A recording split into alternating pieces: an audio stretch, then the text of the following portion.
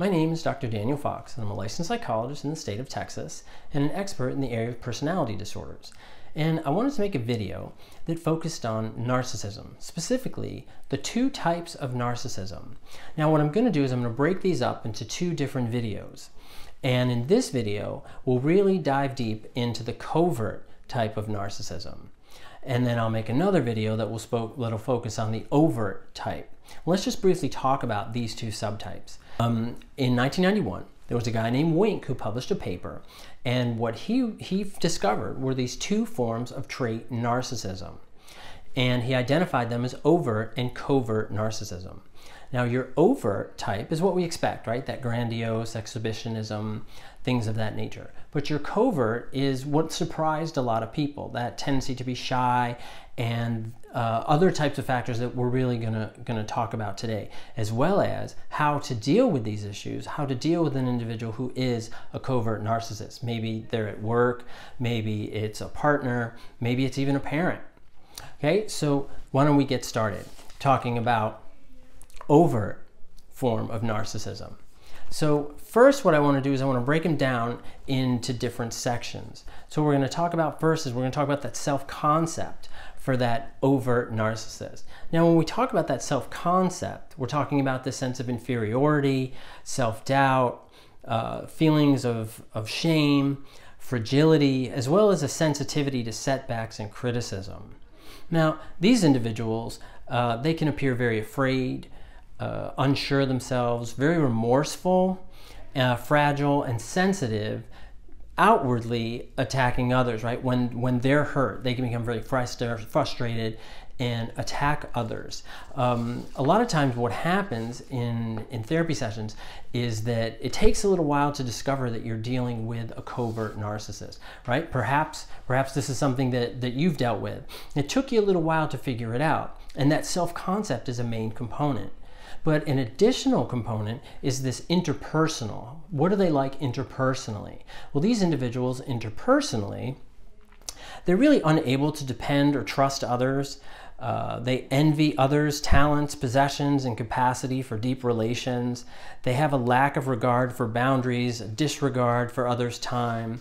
But they may do this, and they may engage in these behaviors in very sort of passive-aggressive types of ways, right? Because they want to be noticed for all the pain and difficulty that they're going through. And that's what makes them unique. That's where their narcissism is. We're going to get into that in just a second as well. Another area that we want to focus on is socially. What are these folks like socially? Now, socially, they tend to be nagging a lot. They nag continually. Little vocational commitment, so they may change jobs quite a bit. Mutual superficial interests, so they have an interest here and an interest there and an interest there and an interest there, so they go from a lot of different topic areas or interest areas quickly, and a lot of chronic boredom. They'll often complain about being bored. Now in that instance, that chronic boredom, you'll see that these individuals often they expect you to entertain them.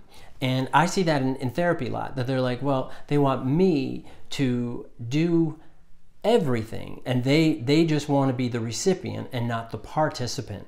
And that's a conversation that we end up having to have. Okay. And another area that we're going to focus on, that last area, is ethicality. Ethically, what are these folks like?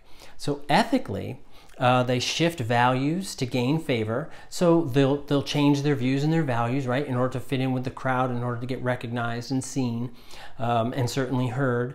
A lot of pathological lying, delinquent tendencies, and disrespect for authority. So these folks, when you put it together, they don't present as your overt or grandiose narcissistic type. So that's why they're often missed. And I think in a therapy session, what happens, especially in a couple session, it can be confused. And the therapist may mistakenly align with the covert narcissist, because that's the individual that's presenting as the victim, as the one that's being hurt, as the one that is always tied to the train track. And the partner is the one who is the engineer who is driving that train. right towards them. So you really have to be aware of how our clients present themselves, the types of issues, and how they're seeing themselves, their relationship, their coworkers, and the world at large. So, and I know I talked about a lot with those 4 sections, so why don't we go over those quickly? As you can see, we talk about self-concept, and under self-concept we have that inferiority, self-doubt, feeling ashamed, fragility, sensitive to setbacks and criticism. And socially, they nag continuously, little vocational commitment, multiple superficial interests, chronic boredom. Interpersonally, they're unable to depend or trust others, envy of others' talents, possessions, and capacity for deep relations. They have a lack of regard for boundaries, disregard for others' time. And then ethically, they shift values to gain favor, pathological lying, delinquent tendencies, and disrespect for authority. So those are our 4 components. And so let's talk about, why do they do what they do? What is that sort of core issue, core structure? And if you've listened to some of my other videos, and if you've attended some of my seminars or read some of my books, you've noticed that I talk about that. We talk about surface structure, which are those behaviors, right, that we see that manifest. But what drives it? Because I think in therapy, especially with personality disorders, we have to address the core content. So why are they doing what they do?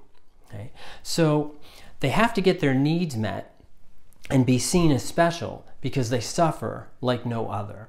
And that is where the narcissistic component is. That is a key component, is that sense of shame, that sense of unique shame and suffering that they have, that they're experiencing, that no one else could possibly understand.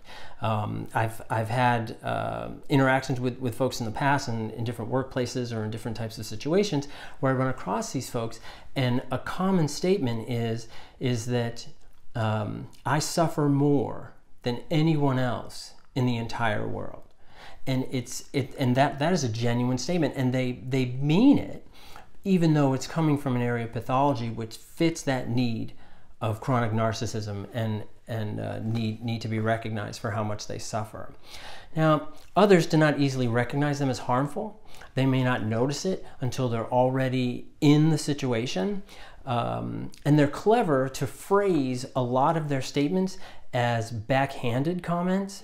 And backhanded compliments or comments are things that might sound good. So if you were to repeat it, be like, well, that's just a compliment. But you understand who it's coming from, you understand what they mean. Let me give you an example. Right? You're sure to get a lot of attention, right, with that outfit, which the translation means you look like a slut. Okay? Another one would be, you're so independent, it's no wonder you haven't found anyone, which the translation is, right, you are stiff and difficult and no one wants to be with you. Another example would be, I bet you're the smartest person in that school that you go to. And that translation is, you're the smartest of all the dummies. So you get caught up with these statements, but if someone were to say, well, this is what this person said, someone else hearing that who doesn't recognize that this type of individual that you're dealing with, that covert narcissism, that they're gonna be like, well, they just gave you a compliment, but we know that they didn't, that it's a backhanded compliment. Okay. So what can you do about it? How can you deal with this, and how can you manage it? So, a management type of relationship, right? So you have to manage the relationship. Now you have to manage it as best you can, and that isn't always easy, because these are sometimes coworkers that you have to work with because you don't want to quit your job. You're in a relationship with them. Sometimes it's a parent or a sibling. So how do we do that? Well, we're going to talk about how to do that in just a second. All right. Now, you have to recognize, and this is what happens with both forms of narcissism, is that I think a lot of people fall into this realm that if I hurt them enough, they'll recognize that what they're doing is bad and change their behavior. And what I tell a lot of my clients and folks that I work with is that you'll never make anyone feel bad enough to do good things. And think about that. Your narcissist is already hurt on the inside. And so you're going to try to make them feel less of a person to change their behavior. I've never seen it work. So there are other ways to deal with this. And let's talk about that now. Okay? So what I'm going to tell you is I want you to build up a turtle shell. I don't want you to let it hurt you, all right? You want to reinforce who you are. Know who you are. Know what you're good at. If you do go to a school and you do perform well, know that you perform well. If you are wearing a particular outfit that makes you feel good about yourself, trust in that. You have to learn to trust your internal signals and sensors instead of outwardly.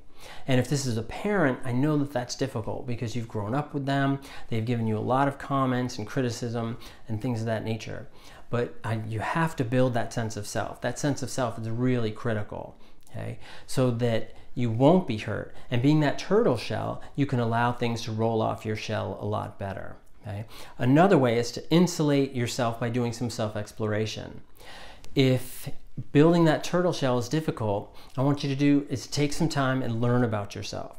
Discover who you are. Discover what you're good at. Discover that the situations that you're in and the choices you make may be really good for you, but they're good for you. And someone else who wants to tear you down about it maybe isn't someone who needs to be in your social circle. And I recognize that that's difficult. If it's a partner, if it's a coworker, right? I mean, how do we do that? Do we quit our job because of someone else? What if it's a parent? What about those choices in the relationship? We have to manage the relationship. And it's tough. And I understand that. I understand that. Okay? Another thing, that you have the right to end a conversation that is hurtful.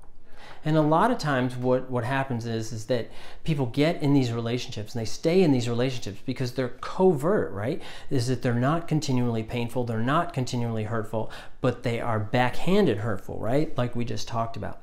So what you need to do is you need to end the conversation when it starts to go that way, when it starts to go with those backhanded comments, when those backhanded compliments. If you're on the phone, you have the right to hang up the phone. Thanks, I'll talk to you later. If you're at a party and someone starts to do that, you have a right to go and talk to somebody else. If you're in any situation, most likely you are able to get yourself out of that situation. Okay? Now, another one is evaluate the relationship and boundaries. Is this a relationship for you to continue? Is this a hurtful relationship? Is this something that has hurt you enough where you can draw a line and say, this is my line, and if you go over it, this isn't a relationship that we're going to continue? And I know that it's easy to say and hard to do. And sometimes therapy can be really good to help you do that, to learn about yourself, to learn how to do that. Okay, to develop boundaries, to clarify boundaries, and develop some good relationships. There's also good workbooks out there. There's a lot of good things out there for you as well to learn how to do that and manage these relationships. Another one is recognize that narcissism is built out of fear and insecurity. Okay? And this insecurity that they need help and they need to seek it themselves, though. Is that you're not going to break them down enough where they're going to decide to come and see someone like me or see another therapist because they feel so bad that they need to remedy the situation. I've never had a client come to me and say, I've been made to feel so horrible, I'm a narcissist, fix me. Usually what I do is when I'm working with someone along the narcissistic spectrum, whether it's covert or overt, we have to learn phrasings. We have to learn to connect to each other and say things that fit, and so that we can go forward and they can hear the things that we're doing. But they have to make the choice for the change. As much as you may care about them, and as much as you may love them, as much as you may recognize what a positive change is, they ultimately have to make that choice. And I know that sometimes that's a hard thing to decide. I hope that you've enjoyed this. We've talked a lot about covert narcissism and ways to manage it and deal with it. So I really hope that you liked it. Please leave any comments, also any questions or suggestions for videos that you might have. I'd also like to hear how you deal with covert narcissists in your life, and who are they? Are they a partner, a spouse, a sibling, a parent, a coworker? Who is it? Maybe a friend. Who is it? It'd be interesting to hear that, and I'd appreciate your comments. Please subscribe if you've enjoyed this video. I have other videos as well. Like I said, I'm also going to be putting out a video that's on overt and the grandiose narcissistic individual, and I really appreciate your time. Thank you very much, and please subscribe and comment, and I hope you enjoyed the video. Thank you very much. Bye-bye.